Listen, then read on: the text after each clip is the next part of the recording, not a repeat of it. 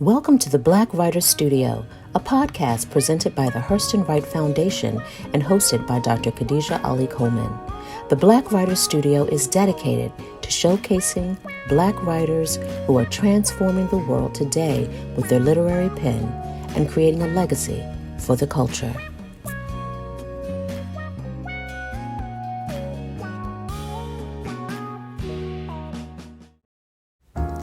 Elizabeth Alexander is a decorated poet, educator, memoirist, scholar, and cultural advocate.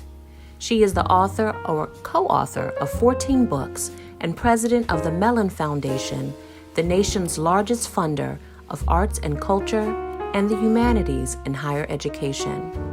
She was twice a finalist for the Pulitzer Prize and is an awardee of the Jackson Poetry Prize, the John Simon Guggenheim Memorial Foundation Fellowship, the George Kent Award, the National Endowment for the Arts Fellowship, and 3 Pushcart Prizes for poetry.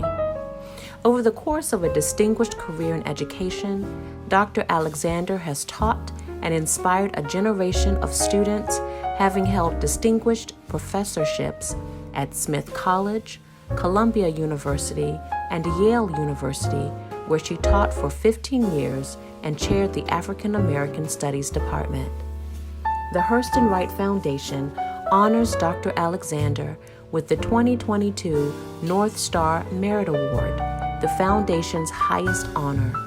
The award pays homage to the beacon that guided enslaved Africans to freedom.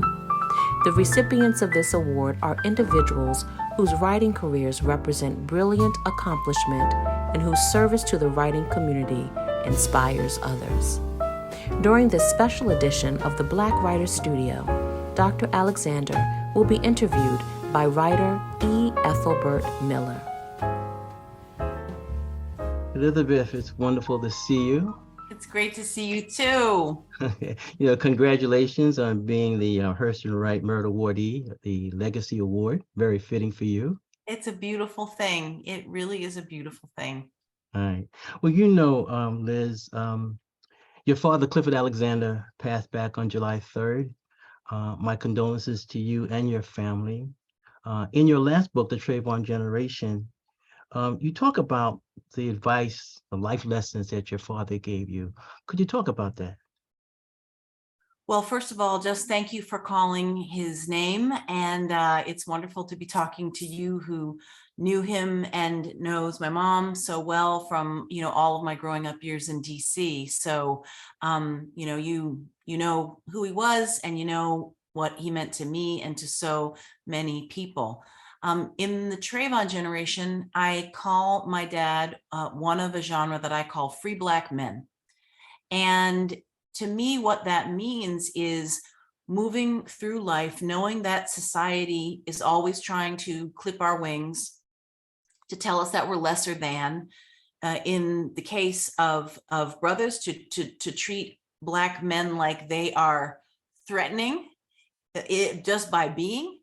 To teach Black men to be afraid, to teach Black men to shrink from their might.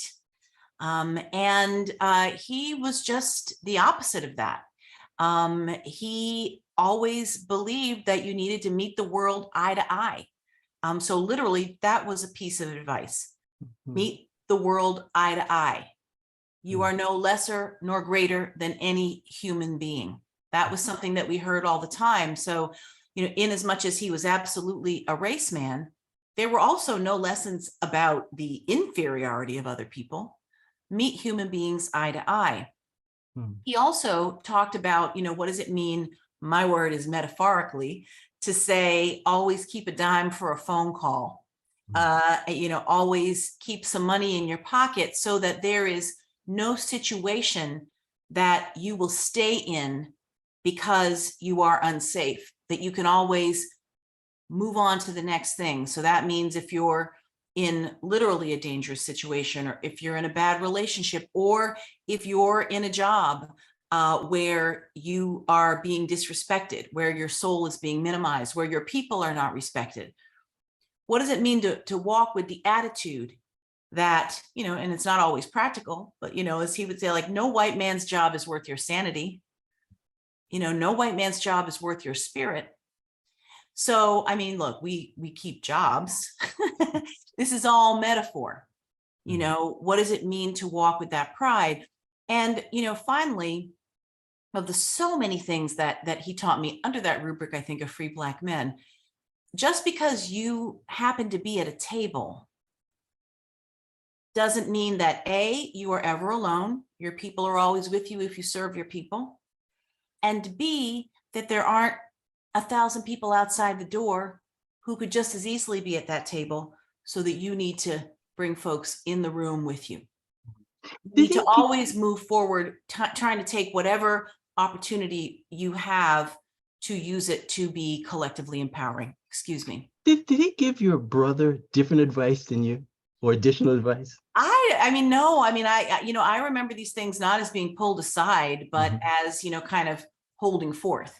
And by the way, it wasn't, and, to me, this is a very, very Gwendolyn Brooksian thing. It wasn't just about me and my brother. I mean, my father loved and mentored so many people. He gave of himself to so many people throughout his entire life. He stood up for people. He gave people what he had. So, of course, his family was his heart, but he didn't see his wisdom as being a resource that should be hoarded within the family.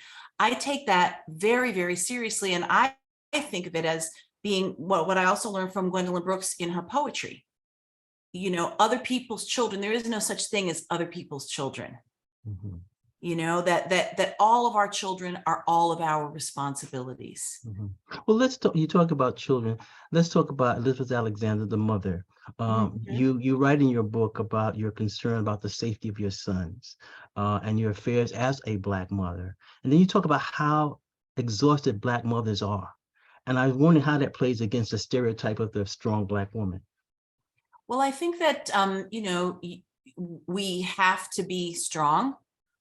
Life is challenging for people of color. And I think of, in the book, I have artwork, and I have Elizabeth Catlett's amazing work in there, where you see the head of a Black woman, and inside her brain is a young Black man in a pool of blood. And I think about her earlier work in the 1940s, where she had an image of a lynching. I have special fears for my children. So what what the book is trying to address is, all of the race-based hatred and violence that is out there is, the kind of vigilance that we have to keep, to think about how we keep our children safe, but how we also make them free. None of us wants our children to go through life feeling like they're walking like this. We want our children to be mighty. So I think balancing that is the exhausting part. And, I've written it, every Black mother I know is exhausted in a certain kind of way, but that's not at odds with our strength. And hopefully that's not a thief of our joy. Let's talk about your mother, because one of the things I admire about your mother is that, she was a mother and a scholar. And I wondered how she was able to balance, doing PhD work while raising a family. Well, here's what's interesting. My mother's PhD work came when I was also in graduate school. We went to grad school at the same time. So, you knew Mom before, but that's where, she was doing her PhD at Howard at more or less in history, more or less at the same time that I was getting my PhD in English. So it was always wonderful to be able to share that learning. And before my mother was officially a historian, she was a historian. So, I have always said, and it's just the truth. When I was growing up, as long as I could remember, my mother read a book a day. I always saw her taking in knowledge, sharing knowledge, soaking it up. She also has always been a historian within the family, researching family stories, and then, getting the PhD, put a certain kind of methodology to it and gave the space for it. But that was always her constitution. Mm. And families need those people. Right, definitely. One thing I admire about you, Elizabeth Alexander, is that you worked at several major institutions. You worked at the Washington Post, Yale University, the Ford Foundation, now you're at Mellon.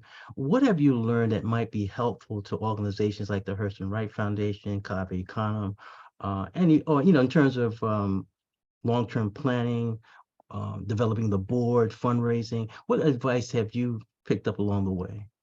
So many things. So, I mean, first of all, the incredible program officers who I work with at Mellon and who I worked with at Ford are, they come from various experiences outside of philanthropy. I mean, what I think is interesting about philanthropy when it's done right is it brings in people with life experience and expertise in other fields who are respected in fields, who know those fields, who have their own experiences.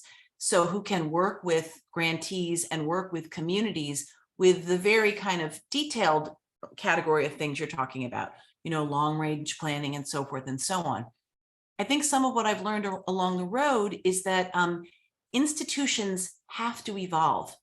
So I've worked in very large mainstream institutions, and I've been the gadfly in those spaces saying, okay, we haven't paid enough attention to the voices of, the work of, the scholarship of, the creativity of women and people of color.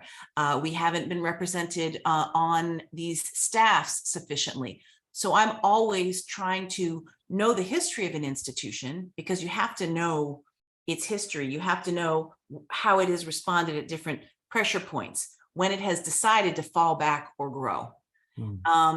At more and more as I've been able to hopefully help some institutions evolve. Not everybody wants to take an evolution all the way. So I think that, always having the space of creativity, which is unconstrained, has been a really nice yin yang. I think that something else that's really, really important that I've learned along the way is that obviously long-term planning is crucial. And I think that for organizations like Hurston Wright, like Cave Canem, organizations that are about supporting creativity, supporting vision, supporting the thing that you can't put a price tag on, right? That it's really, really wonderful to have some people responsible for vision and other people responsible for the things that they do particularly well. A poet doesn't have to be an accountant. You want to bring the accountant who believes in the vision to come help the institution move forward.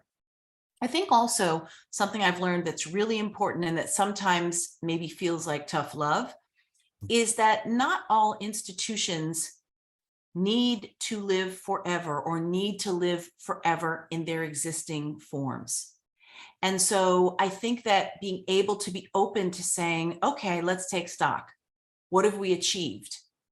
What would it mean to keep doing this work, or does this work need to happen in another place? Have we changed the field enough? And here, speaking to Cave Canem and speaking to Hurston Wright and looking at some of the incredible changes in Black literature that you and I have seen in how it's recognized, rewarded, resourced, taught, that has been, those organizations have helped that happen.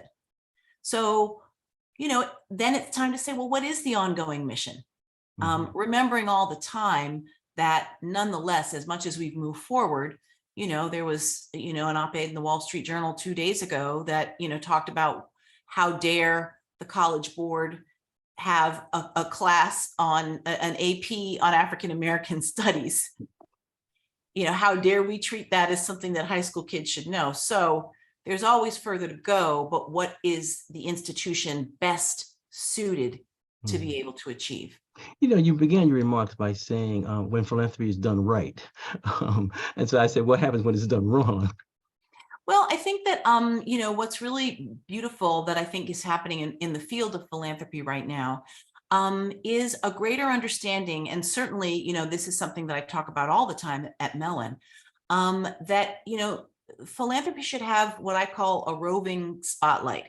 So the idea that, certain organizations are darlings of philanthropy, that these are, long relationships that are never questioned, or that there's never a moment where you say, okay, we've supported you for this time. What's your plan for being self-sufficient? Because we need to help, even when there's a lot of money, there's not an infinite amount of money. So we need to move on and help these other people. I think when philanthropy is done right, it asks questions of itself. How are we as partners? Are we learning? Are we helpful? Are we trusting where appropriate? Because of course, we steward resources, but you got to get to a point where you say, you people are the geniuses at what you do. Vaya con Dios. You want to reach that's the optimal relationship, but you have to ask questions of yourself. You have to check yourself. I think that also thinking about and measuring, are we giving to disproportionate numbers of elite institutions? The Mellon Foundation, we have dramatically changed the percentage of first-time grantees, dramatically, and the size of those grantees. And that is the kind of rigorous questioning about, what do we do? And I think finally, philanthropy, it's a workplace like any other workplace. It's a business like businesses. So I think that realizing that, we have an opportunity to be a thoughtful and wonderful and fair place to work. So I'm really proud of all we've done in that regard, and about how dramatically, people of color have, there are just so many more on our staff now. Dramatically. Right. The last time we had a long conversation of this was at the Iseman Institute. And I remember your father was sitting to the left of me. Yes. And this was after, you'd written the poem at Obama's 2009 inauguration, and you talked about that poem at length. And I was wondering, looking at what has happened after January 6th, your poem ends with a certain optimism, but after January 6th, do you feel that the poem needs to be rewritten, or you see it differently, or perhaps it needs to be emphasized again more strongly? Yeah, well, we don't rewrite. We just it's out there. It's a living thing. Right. Baby's born. Baby's got legs. Baby run away, right? Baby run away. Baby don't know me no more. I think that let us look at those two moments on the presidential stage. I mean, in 2009, the country had done something extraordinary. It had not only elected the first African-American president and done the thing that so many people thought this country could never do, but also it happened with such a broad coalition, with so many more small donors than had ever, a level of participation in the process and a level of sharing the hope that, again, in that presidential arena, we had not seen go that far before. So, it was a moment for saying, for being hopeful, I think, collectively. I think we always must remain hopeful. And when I think back to the words of those poems, I mean, I still believe every single word, and maybe it has a different meaning. What if the mightiest word is love? Love with no need to preempt grievance, love beyond marital, filial, national, love that casts a widening pool of light. I still believe that, in the absence of that understanding of love, I think we are doomed. And so perhaps those are useful words at a time like January 6th. And, I'm always careful. Love beyond marital, filial, national. It's not like, you cute, I love you. It's not that. It's that deep kind of like beloved community, that profound love that I don't think I will ever feel is something we don't need to assert at the core of being community. Elizabeth, I went back and I looked at all of the poems that had been delivered at the inaugurations. And I felt, and I said this publicly, I felt that your poem was the one that holds up, that the others were good for the moment, Maya Angelou, Gorman, it lifted us up. But if I had to go back and read a poem years later, I felt that your poem on the page was very instructional, and very positive. I just wanted to say that for the record. Thank you. Thank you. And when I look at you, not just as a writer, but also where you are now in terms of the Mellon Foundation, I look at the things that you have helped fund, and it seems as if there's a direct link to how we see democracy being protected in our society through culture. Could you talk about that? Yeah, I love that question, because I think that, if you don't have, and as the biggest funders in arts and culture and the humanities and higher ed, and higher learning in prison, I want to put all of those things together, and libraries and archives and that kind of knowledge. I think that together, they add up to, really the kind of one of the minerals in the soil that is needed for democracy to thrive. I think that, in our work is the understanding that the collective is more important than the individual, is the understanding that human beings struggle. History is about struggle. It's about conflict, but somehow moving forward. And I think with the possibility that, art kind of blows open inside of us, the vision that our artists carry that tell us in the language of the arts, this is what we've been through. This is who we are. This is what our times are. This is literally what it is to be human in space and in time and in place. I think that all of that actually increases tolerance, which is, a part of democracy that, again, says, it's about demos. It's about, all of us making up the whole. And so culture is a way of showing us the all of us. And I think also very importantly to the higher education part, and again, how important and proud I am, how important I think it is and how proud I am that we support higher education in prison.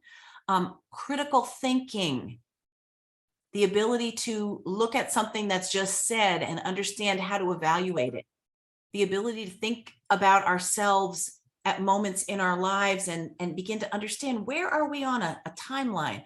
What are the societal forces that are part of why we're in a particular place in time? And again, always, how might we move forward? I do think that all of this work has a very crucial place in upholding democracy. I want to bring this back to the question I opened up with. I was wondering, looking at your father, Clifford Alexander, because he ran for public office, mayor here in Washington, D.C., head of the Army, what was his views about democracy? Well, Dad was of an interesting generation and mindset, where he absolutely believed in democracy. And he, one of the songs that he loved was the song with the Andy Razzoff lyrics, "We Are American Too." Eubie Blake used to play it, from the sweat of our brow to the pick of our plow, we are Americans too. So he's of that generation where Black Americans are saying, we are American. You won't take away from us our centrality in this country. You will, if you treat us like second-class citizens, we will continue to assert that we are full citizens, in the broad sense of that. So that was his absolute generational belief. But I do think that, the brilliance of that generation is that they lived the conflicts every day. They lived rights denied every day. And so they had to figure out a lot of things in the home and community context that nonetheless would allow them to have faith in the perfectibility, of their communities in the country. And I think that that's a very important perspective. I have two more questions for you, and I'll try to bring these questions back to the Hurston Wright. One of the things that we see across the country in terms of being American are the books Americans can read. And so I wanted you to address the issue of censorship, as well as the importance in terms of libraries and also teachers in the classroom. Well, I'll answer that question by describing a project I love so very much. And, you mentioned that conversation we had at the Aspen Institute when Dad was there. And also, if you remember, in Dwayne Betts. Right. Just an extraordinary genius of a human being who has done so many things, accomplished as a poet, as a memoirist, as a quite remarkable essayist and interviewer we're now seeing in his work. formerly incarcerated when he was a teenager, Mhm. put in solitary when he was a teenager. And it was poetry, Black poetry, that helped him make his way through. So a project that he's doing that is one of wild vision that I'm very proud that we've supported from the beginning at Mellon is his, actually now it used to be called the Million Book Project, but it's now called Freedom Reads. Mhm. And with that project, 500 book libraries are going into each and every prison in the United States. And these are libraries that any scholar, any poet would want to have in their homes, of broadly defined classics, works that are in some way, some deep way, about freedom, about expansion. And so when I think, and they come in very beautifully made bookcases that define the space of reading, even if there's not a room called a library. Mhm. And so why I think that that's just super, super important is we know that, books are being increasingly banned, that books have been banned in prisons for a very, very long time. And I think that, the cruelty, one of the cruelties and inhumanities of incarceration would be to also deny people the opportunity to use their minds, to read and think and contemplate deeply, and to think about who they are in their communities and understand more, as we all do when we read, about humanity, about history, about hope, about dreams, about what has thwarted people, all the things that reading gives us. So, I'm answering with an example to say that, book banning is terrible, but that's not a very good answer. I mean, I think that the richer answer is, look at this astonishing person who's figured out a way to circumvent that, and think of literally the millions of people who will be able to dream in a different way through these libraries. Mhm. Talking about dreams, and this is not to be morbid or anything, but we write and we're only here for a period of time. I was wondering, when you look at the body of your work, what poem do you feel will outlast you? Yeah, well, I can't answer that question. I mean, here's what I think. Here's what I've learned Right. about writing poems. I am so fascinated that when you finish it, when you make it, when it's a meal well prepared, when you've done as much as you could and you didn't oversalt it, and and there it is, Mm. you give it and it is consumed and taken into the body of another. Mm. And so too with the poems. So honestly, the thing I hope for, I don't even think of my poems one by one in that way. Mhm. Well, you know why I say that, Elizabeth? Mhm. And you brought her up in the discussion. I felt it was sad that when Gwendolyn Brooks died, in some of the obituary, she was reduced down to "we real cool." Yeah. When I look at you getting this legacy award for Hurston Wright, we're not going to reduce you down to 2009 on a poem that you read at the inauguration. Your career Yes. is much more richer than that, and that's why I raised that question. Yes. I mean, I just think it's kind of amazing if you think about, ourselves. Imagine yourself as a child. I'm thinking about like the Louis Untermeyer modern American poetry, and that was like the first anthology I ever knew, Right. and finding something there, Right. Well, and what, just we have to end. okay. And so, but you know what I have to tell you, the word that I always use as I come to this conclusion of this interview: you're fabulous. Oh, well, as are you. Thank you. Thank Well, you. thank you Thank very you. much, and many blessings, Wonderful Elizabeth. Okay. conversation. All Thank right. you. Thank you.